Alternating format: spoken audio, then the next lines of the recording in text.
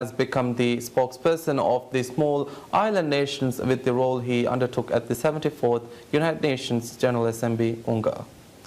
Speaking on a program aired on PSM News, Secretary Multilateral Ali Nasir said the administration is working significantly to strengthen the foothold of Maldives in the international arena. The diplomat said the participation of a Maldivian head of state at UNGA after many years has poured in praise towards President Saleh from the international community. Ali Nasir said the speech President Saleh delivered has reignited hope amongst the heads of small nations. In his speech, the president produced several political arguments of small island nations. According to the Secretary Multilateral, Maldives have now reassumed its leadership role in representing small island nations in the international fora. He further said the international community accepts the efforts of Maldives in protecting the environment, and the solutions proposed by the president are deemed valid and sound by the bigger political powers. Secretary Multilateral Ali Nasir said Maldives is working to present itself in various international platforms to strengthen its power in the international arena.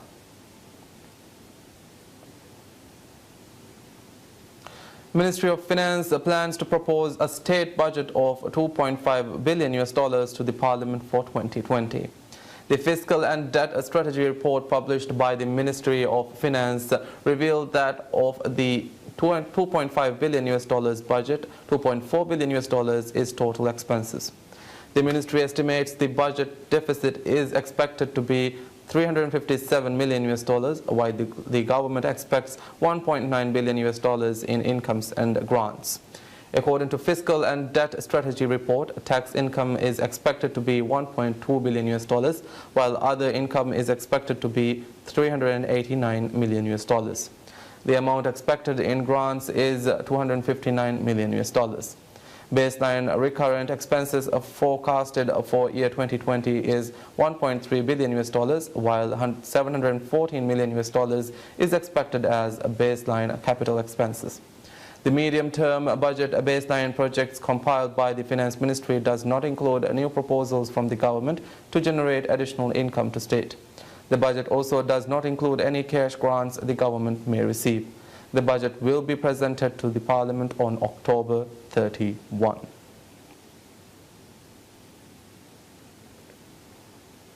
Parliament of Maldives passes a budget of over $4.155 million for Auditor General's office. The budget was passed with votes from 82 parliamentarians following approval from Parliamentary Committee on Public Accounts. The budget includes $51,298 for salary and allowances of the Auditor General. Further, $28,441 was allocated for salaries and allowances of the staff at Auditor General's office. Meanwhile, $259,740 was allocated for trips to be undertaken next year. In addition, about $65,000 was allocated for training programs to further enhance the skills of the staff. A further $65,000 was allocated to provide pension for staff, while about $78,000 was allocated to grant overtime for the staff.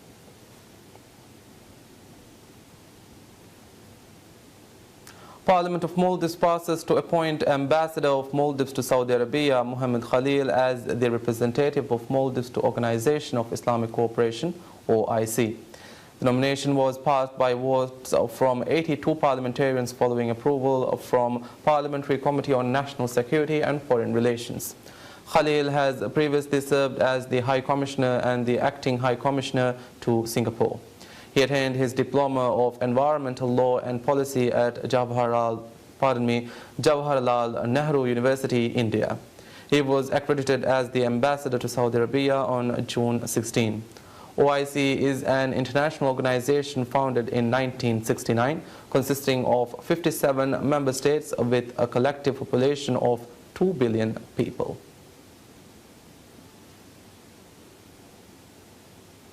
Parliament of Maldives passes Fathullah Jamil to be appointed as the Commissioner General of Taxation. The nomination was passed with votes from 82 parliamentarians following approval from Parliamentary Committee on Economic Affairs. The committee made the decision following an interview of the nominations. The committee also opened opportunity for the public to submit opinion on the nominations. President Ibrahim Mohammed Saleh nominated Fatahullah Jamil and Ismail Nashid to be appointed as the Commissioner General of Taxation. Former Commissioner General of Taxation Yazid Mohammed was dismissed once President Saleh ratified the Second Amendment to the Tax Administration Act, which stipulates the Commissioner General of Taxation must be appointed within 30 days from the date of ratification. Parliament of Maldives passes to appoint Asma Shafiu as the Deputy Commissioner General of Taxation. The nomination was passed with votes from 81 parliamentarians following approval from Parliamentary Committee on Economic Affairs. The committee made the decision following an interview of the nominations. The committee also opened opportunity for the public to submit opinion on the nominations. President Ibrahim Mohammed Saleh nominated Muhammad Siraj Munir, Asma Shafiu, Ismail Sajid, Ahmad Sharif, Ahmad Wafir and Hamdi Agil to be appointed as the Deputy Commissioner of Taxation. However, only Asma Shafiu and Ismail Sajid attended the interview conducted by the committee to approve a nomination. Therefore, both nominations were approved and forwarded to the Parliament floor for voting. Former Deputy Commissioner General of Taxation Hassan Zarir was dismissed once President Ibrahim Mohammed Saleh ratified the Second Amendment to the Tax Administration Act, which stipulates the Commissioner General of Taxation must be appointed within 30 days from the date of ratification, as well as the Deputy Commissioner of Taxation.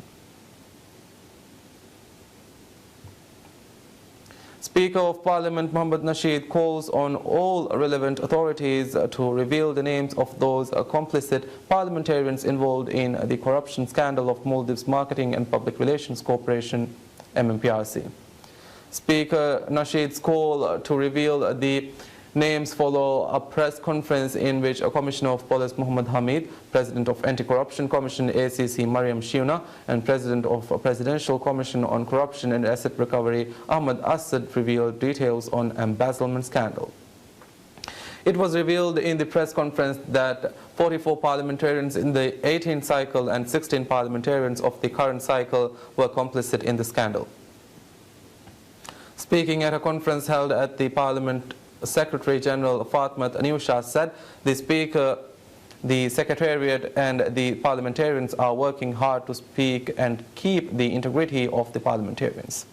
She also raised concern on the accusations that some parliamentarians were accomplices in the scandal at a time the Parliament is trying to considerably to ensure integrity of the parliamentarians. Therefore, Speaker Nasheed has requested the representative and respective authorities to share the names of complicit parliamentarians in the scandal. The Parliament is also running an investigation to identify parliamentarians who leaked names of complicit parliamentarians shared by Prosecutor General Ashit Bisham in a closed committee session.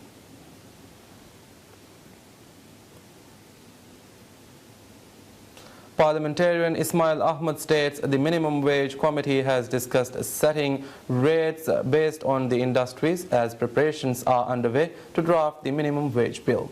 He further said parliamentarians do not carry the idea of setting a different rate for different sectors.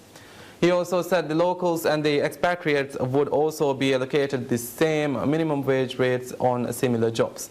However, the parliamentarian said the best approach is allocating the minimum pay based on employment sectors. He also discussed the economic impact of minimum wage bill on Maldives in the long run. Should carefully planning and thinking is not brought forward in drafting the bill. The parliamentarian said a minimum wage bill is essential to ensure the rights of employees.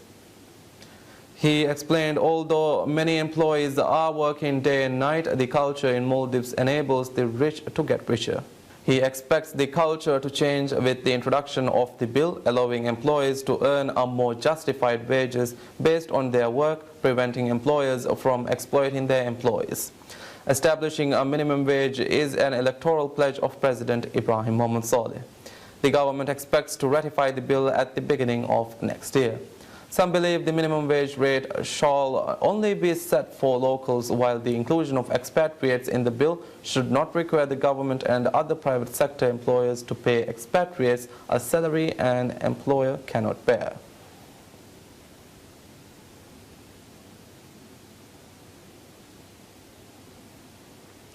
High Court of Maldives requests Maldives Police Service MPS to investigate possible bribery requests by judges in settling Hibalidu case. Hibalidu was awarded to Business Maldives Private Limited to develop a resort although a contract was terminated following the discovery of a large cache of weapons on the island. A statement issued by the High Court on October 27 stated it has submitted the case to Maldives Police Service after an article published on a local newspaper accused judges of requesting bribery from Business Maldives to settle the case in their favor.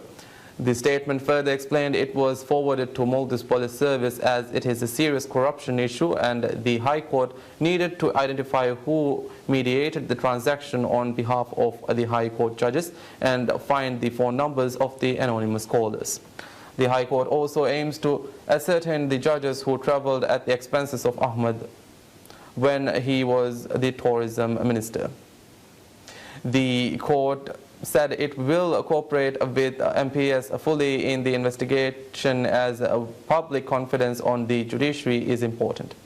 The statement further said such cases must be investigated to ensure public trust in the judiciary.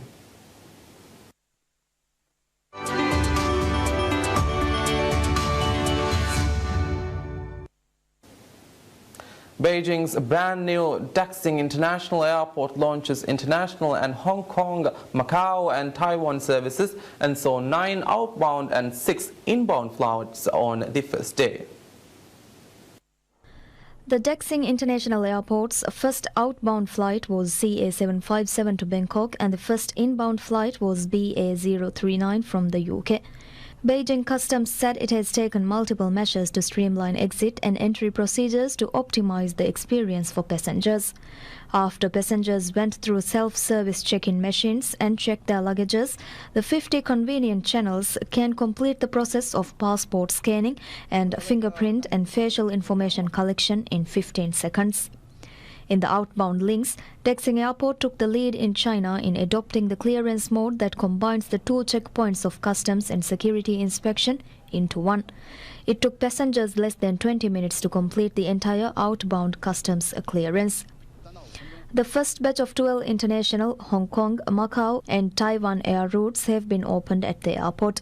These daily flights are about 12, accounting for about 3% of all the flights handled daily by the airport. These daily flights are about 12, accounting for about 3% of all the flights handled daily by the airport. It is expected that by the end of March next year, the number of international Hong Kong, Macau and Taiwan routes will increase to 22, the number of daily flights will increase to 22, and the number of inbound and outbound passengers is expected to reach 4,400 per day. The airport opened flights on September 25th. Located 46 kilometers south of downtown Beijing, the new aviation hub is shaped like a phoenix spreading its wings. Its passenger and cargo throughout are expected to reach 72 million and 2 million tons respectively by 2025, with 620,000 takeoffs and landings.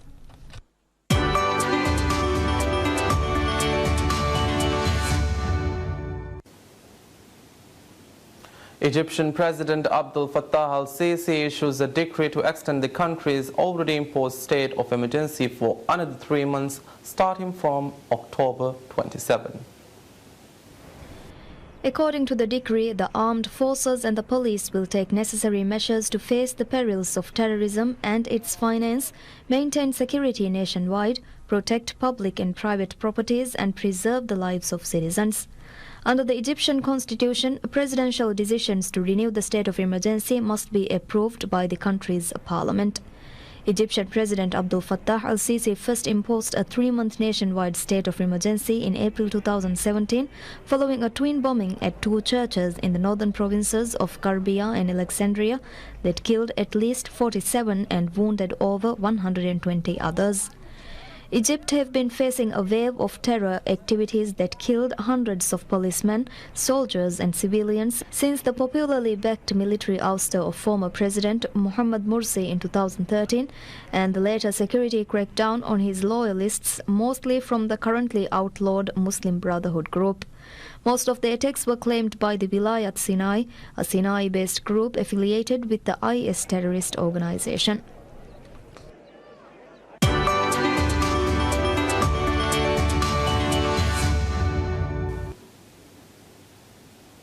Pakistan's coach Misbah al-Haq says he was eager to see what schoolboy paceman Naseem Shah could produce on Australia's fast pitches despite concerns over the 16-year-old's readiness for the rigors of Test cricket.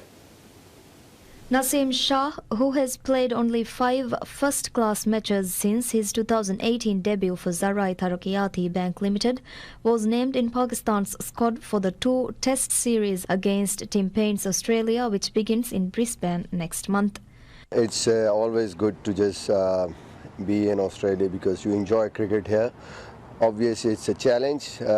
Whichever team comes to Australia, they're a strong team, and obviously, I believe if it's a bigger challenge, it just presents you with a bigger opportunity also. So it's a young team, bit of youngsters in the team, looking forward for a very good series. With Naseem to lock horns with Steve Smith, the world's best batsman, if selected, critics in Pakistan fear the Kello cricketer could be in for a harrowing debut down under. In all spells, he's bowling quick, and his control with the ball is also good. So we're looking forward that he can just bowl well here in Australia, where the conditions may just give him some sort of assistance in getting pace and bounce from these wickets. Everybody's excited to just get him in the team also. People there in Pakistan are just waiting how he bowls in Australia. Misbah has played a premium on youth in the upcoming 2020 and Test series, selecting 19-year-old Musa Khan in both his squads, with a third teenage quick in Shaheen Afridi also picked for the Tests. Pakistan play the first of 3 T20 matches against Australia in Sydney on Sunday.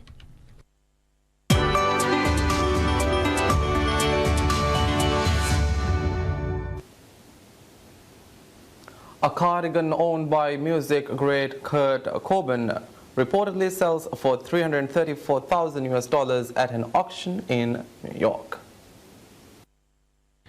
The green acrylic, mohair and lycra cardigan sweater worn by Cobain during Nirvana's appearance on MTV Unplugged in 1993 surpassed an expected sale price of $300,000. The sale of the iconic garment came as part of the Icons and Idols rock and roll auction held by Julian's Auctions. Julian's Auctions CEO Darren Julian described it as a museum piece, adding it is just an important piece of pop culture history. Other items also up for sale included a leather glove owned by pop icon Michael Jackson and a mustard yellow velvet jacket worn by Elvis Presley in the film Girl Happy. And with that concludes the English bulletin for today. Have a pleasant day ahead. Goodbye.